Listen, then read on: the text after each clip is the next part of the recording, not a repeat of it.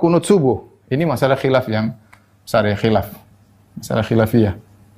Kunut subuh bagaimana hukumnya? Maka secara umum kita bisa bagi menjadi dua ya. Yang menyatakan tidak disyariatkan,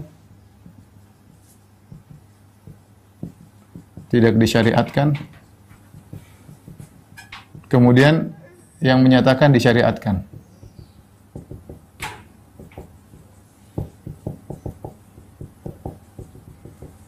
Adapun yang menyatakan tidak disyariatkan, ini juga ada terbagi menjadi dua ya.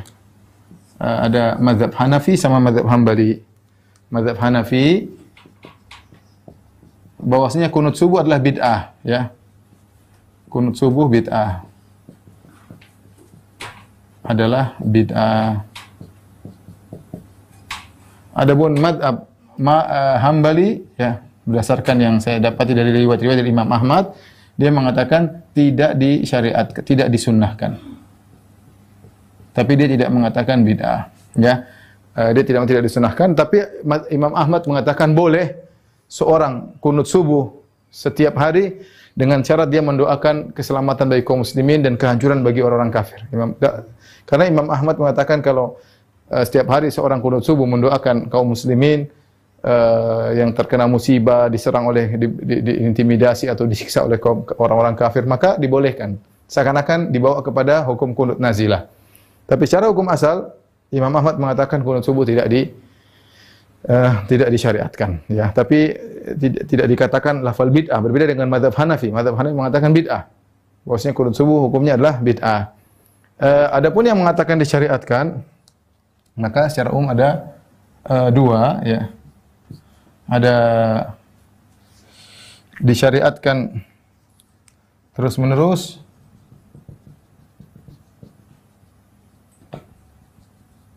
setiap hari, disyariatkan sesekali,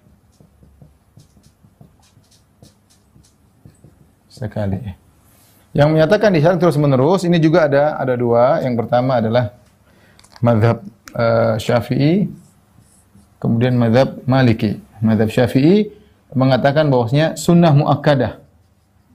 Sunnah muakkadah maksudnya sunnah yang sangat ditekankan, muakkadah. Muakkadah itu sunnah yang sangat ditekankan. Hampir-hampir mendekati wajib. Ya, ini adalah mazhab Syafi'i. Makanya mazhab Syafi'i seperti di tanah air kita, ya mereka selalu kunut subuh. Adapun mazhab Maliki tidak sampai muakkadah, hanya mengatakan sunnah. Sunnah ini mazhab Maliki. Mazhab Maliki.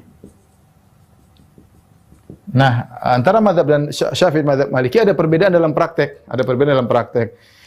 Di antaranya prakteknya berbeda. Kalau mazhab Syafi'i seperti yang kita tahu di tanah air kita, mudah gampangannya pada rakaat kedua salat subuh setelah ruku sami Allah liman hamidah, kemudian mengangkat kedua tangan, berdoa dengan suara yang keras. Diaminkan oleh jamaah sebagaimana kita ketahui. Kalau mazhab Maliki berbeda. Mazhab Maliki kunut subuh itu rakaat kedua sama tapi sebelum ruku. Jadi misalnya habis baca surat, misalnya waladhdallin amin, qul huwallahu ahad, Allahus samad, lam yalid wa lam yulad wa lam yakul lahu kufuwan ahad. Sebelum ruku mereka kunut tapi dengan sir. Masing-masing berdoa sendiri, mereka berdoa. Tidak dikeraskan dan tidak diaminkan, ya. Itu bedanya mazhab Malikiyah. Jadi tidak dikeraskan, disirkan dan sebelum ruku. Tapi intinya dua-duanya memandang bahwasanya kunut subuh adalah disyariatkan, ya. Adapun disyariatkan sesekali ini pendapat sebagian ulama seperti di antaranya adalah Tabari.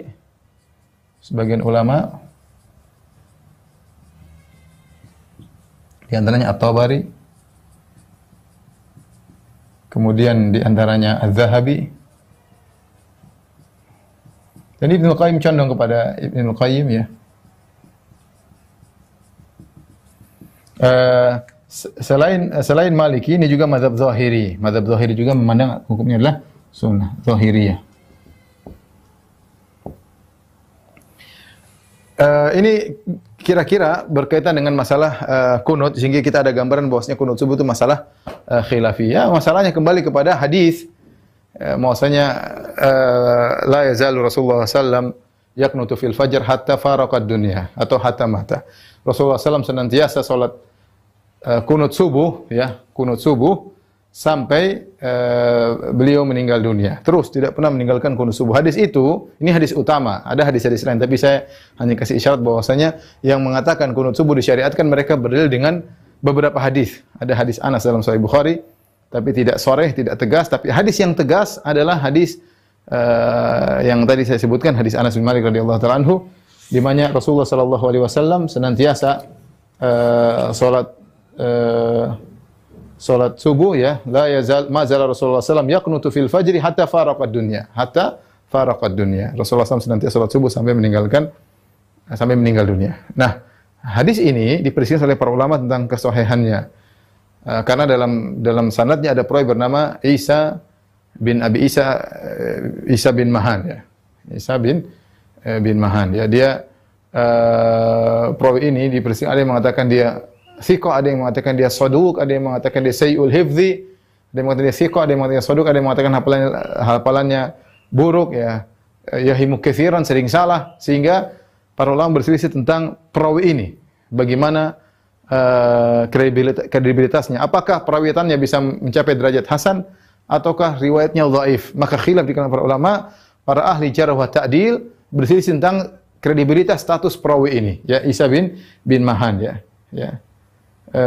Abu Ja'far Ar-Razi, namanya Abu Ja'far Ar-Razi, Isa bin Mahan. Nah, dia ini diperselisihkan oleh para ulama tentang kredibilitasnya. Dari perselisihan ini timbul apakah hadisnya sahih atau hasan ataukah dhaif. Ataukah dhaif ya. Saya sebutkan dalam buku bekal salat tentang daftar perkataan para ahli jarh wa ta'dil, penilaian para ulama hadis tentang rawi ini. Intinya, sebagian ulama mendhaifkan hadis ini, sebagian ulama menghasankan hadis ini atau mensahihkan hadis ini. Ya, terlebih lagi seperti dan yang mensahihkan banyak ya, seperti Ibnu Hajar Al-Asqalani dalam Natajil Afkar, kemudian Nawawi ya. Kemudian juga di antaranya misalnya Abdurrahman bin Yahya Al-Muallimi, seorang ahli hadis dari Yaman, dia menyebutkan bahwasanya hadisnya saling menguatkan. Ada datang dalam jalur-jalur yang lain yang menguatkan hadis ini menjadi hadis yang kuat ya. Menjadi hadis yang kuat. Wallahu a'lam bishawab ya. Kalau saya boleh katakan bahwasanya ini masalah khilafiyah, kita tidak perlu kencing-kencengan dalam masalah ini. Menurut saya kalau kencing-kencing dalam masalah ini adalah perbuatan yang konyol ya. Seorang boleh menyampaikan hak seseorang. Saya boleh menyampaikan, menurut saya misalnya saya bilang ini hukumnya bid'ah. Saya punya salaf. Kalau saya bilang bid'ah, saya punya salaf. Imam Abu Hanifah mengatakan bid'ah dan murid-muridnya mengatakan bid'ah. Tapi kalau ada yang mengatakan sunnah, ada juga salafnya, ada Imam Syafi'i, ada Imam Malik, dan mereka bukan orang-orang yang tidak tahu hadis, mereka pakar hadis seluruhnya. Ya. Dan juga ada At-Tabari, Dzahabi, ya, disyariatkan sesekali Ibnu Qayyim ya. Kalau saya lebih cenderung pada pendapat ini ya. Pendapat yang terakhir yaitu sesekali disyariatkan tidak jadi masalah, sesekali, bukan suatu yang sunnah muakkadah tiap hari. Karena seandainya kalau itu sunnah muakkadah tiap hari, Rasulullah SAW selalu melakukan kunut subuh setiap hari, tentunya akan suatu riwayat yang mutawatir, para sahabat akan menukil dengan banyak dan tidak perlu ada khilaf karena tiap hari Nabi lakukan. Ya, tentu yang meriwayatkan akan banyak, tetapi karena ketika ada khilaf, ada yang mengatakan sunnah, ada yang mengatakan tidak, ada sebagian hadis akan mendukung, ada sebagian hadis akan menolak. Ya, maka kita mengambil jalan tengah, dan ini pendapat sebagian ulama bahwasanya kunut subuh sesekali tidak jadi masalah. Ya. Tapi intinya yang saya ingatkan, tidak perlu kita berdebat dalam masalah ini.